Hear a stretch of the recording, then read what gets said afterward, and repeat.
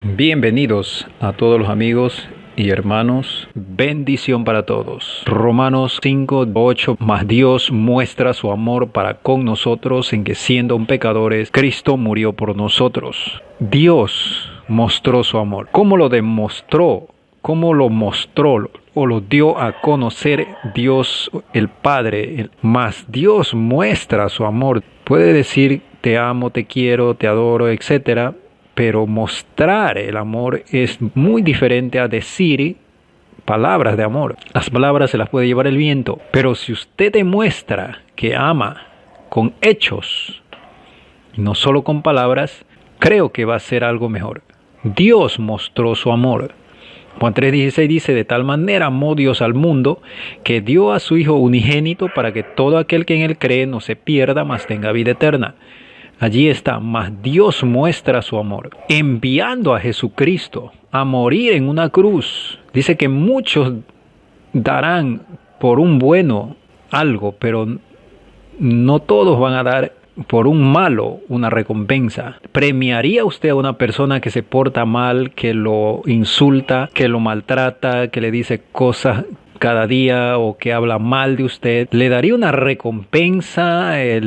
¿Lo amaría como Dios lo ama? Aunque Jesús dijo, amen a sus enemigos. Antes fue dicho, aborrece a tu enemigo, pero yo les digo, amen a su enemigo. Es diferente. Ese es el tiempo del amor, de la gracia. Porque si Jesús dijo, amen a sus enemigos porque Él nos amó primero. Así que Dios muestra su amor para con nosotros en que siendo aún pecadores, ahí está la evidencia del amor, siendo aún pecadores. Es fácil amar a alguien que no se porta mal. Es fácil decir o amar a alguien que se porta bien, que tiene una buena apariencia, tiene buena reputación, recursos, cosas, actitudes. Qué fácil es. My God, eso es fácil. Pero ame a alguien que no tiene apariencia, que no tiene educación o comportamiento, mal educado, desviado en la vida, que hace lo malo, que hace todo menos el bien. Pero Dios dice,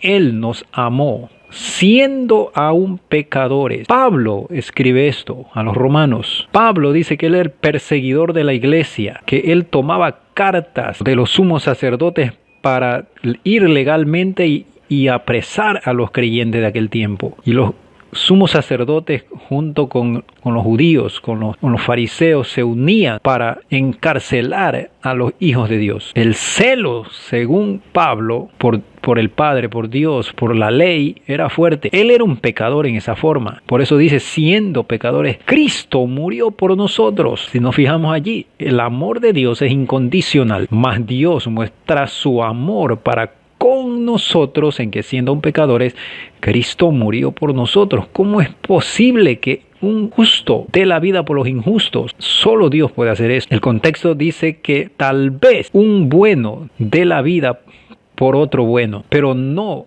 un bueno dar la vida por otro malo. El mundo estaba bajo el pecado. Dice que la paga del pecado es la muerte. Así que el hombre tenía que pagar su culpa, sus pecados con muerte. Pero gracias a Dios que Jesús tomó el lugar de cada uno de nosotros. Por eso se llama la muerte vicaria, la muerte sustituta, o de alguien que sustituyó o que tomó nuestro lugar. Cristo tomó el lugar de cada hombre, de cada ser humano. Cristo tomó el lugar. No hay otro nombre bajo el cielo dado a los hombres en que podamos ser salvos. El punto principal aquí es salvación, es el perdón de los pecados. Mas Dios muestra su amor para con nosotros en que siendo aún pecadores, Cristo murió. Mire, murió. Cuando alguien ama, muere a sus convicciones, muere a sus ideas, muere a su ira, muere a su enojo, muere a su orgullo, muere a la maldad. O sea, abandona una vida única para darle vida a otro. Jesús tuvo que abandonar, que morir en la carne. Tuvo que dar su vida para poder darle vida a los muertos en el pecado. Efesios 2:1 dice que estábamos muertos en delitos y en pecados, que en otro tiempo nosotros estuvimos muertos en delitos y en pecados. El pecado o los delitos o lo que se llama la iniquidad, que es el pecado repetitivo o practicado varias veces como un círculo vicioso, lo mata al hombre espiritualmente. Por eso es que la gente, cuando activa el pecado, cuando practica el pecado, cualquiera que sea, inmoralidad, mentira, cualquiera de estos pecados de la carne, delante de Dios muere espiritualmente. Tienen una vida noble físicamente, una vida maravillosa, una apariencia hermosa, pueden ser de buen parecer, pueden ser personas saludables físicamente o quizás tener algún problema, pero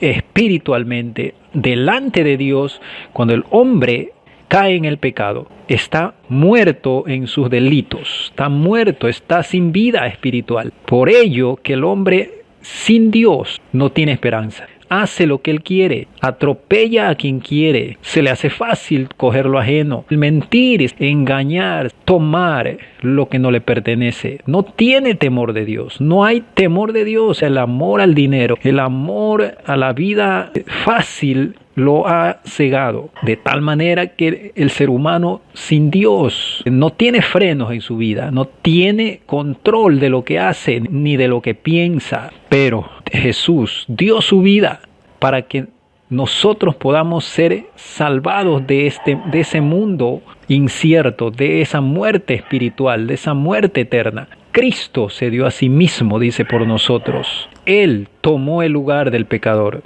Jesús dijo: nadie me mató, sino que yo puse mi vida para volverla a tomar. Eso dice Jesús.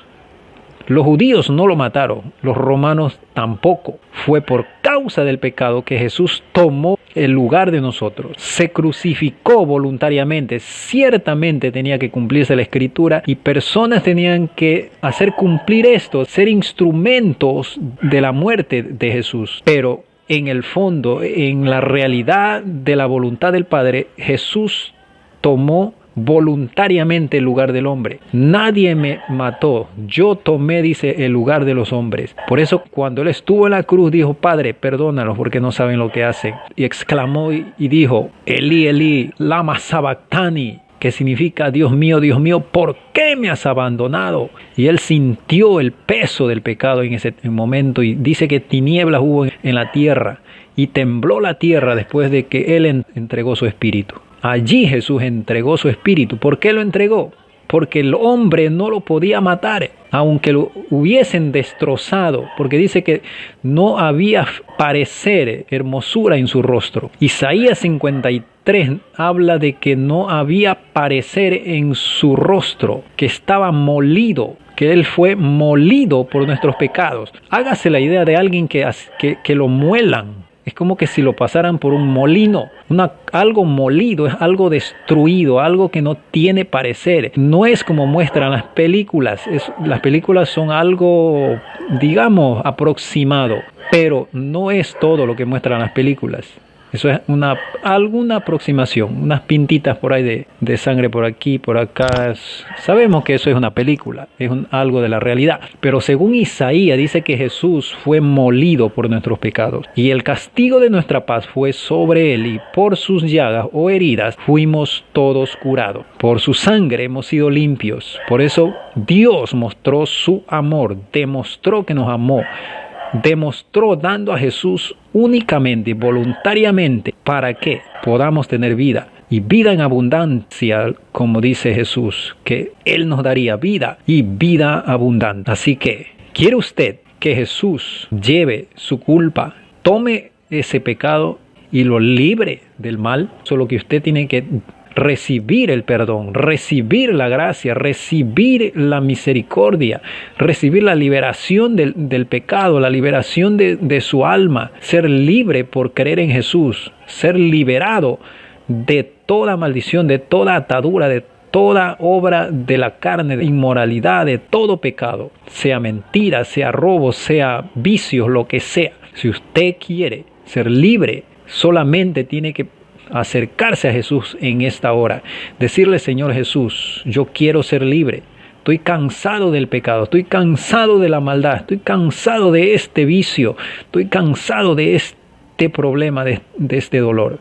Necesito tu ayuda. Tú moriste en mi lugar. Yo creo que fuiste a la cruz, fuiste a ese lugar de tormento, en ese madero diste la vida. Yo creo que Jesús tomó mi lugar. Dígale: Señor Jesús, ven a mi vida, perdona mis pecados, límpiame, porque tú moriste en mi lugar. Llevaste la maldición, llevaste el pecado, llevaste mi culpa. Recibo tu perdón. Toma el control de mi vida, Jesús. Desecho todo pecado, toda maldad. Me vuelvo a ti y abandono el pecado. Decido abandonar toda maldad y todo pecado en el nombre de Jesús. Porque creo, Jesús, que tú eres mi Señor, mi Salvador, y que moriste para salvarme y para sanarme, para liberarme, para hacerme diferente, para hacerme una nueva criatura, una nueva creación. Gracias, Jesús, por salvarme, por perdonarme, porque tú eres mi Dios, mi Señor, mi Salvador. Ayúdame a mantenerme firme, porque solo tú me puedes mantener firme y de pie en este mundo. Gracias, Jesús, por ser bueno. Gracias, Padre, por enviar a Jesús a morir en mi lugar. Recibo esa salvación. Creo en la salvación de Jesús, que su sangre me limpia, que por sus heridas soy sano. Gracias, Jesús. Bien, gracias entonces a aquellos que confían en Jesucristo como el Señor de su vida. Tienen que caminar en este camino de luz, en este camino de vida y esperanza. Dios promete bendecir, darnos fuerzas, energía, fortaleza, y que por medio de Jesús somos bendecidos, somos salvos, somos libres del pecado, libres de la culpa, que no hay condenación para los que están en Cristo Jesús. Romanos 8:1. Así que les animo a todos aquellos que creen en el nombre de Jesús, que se mantengan firmes, asistan a un lugar donde se predica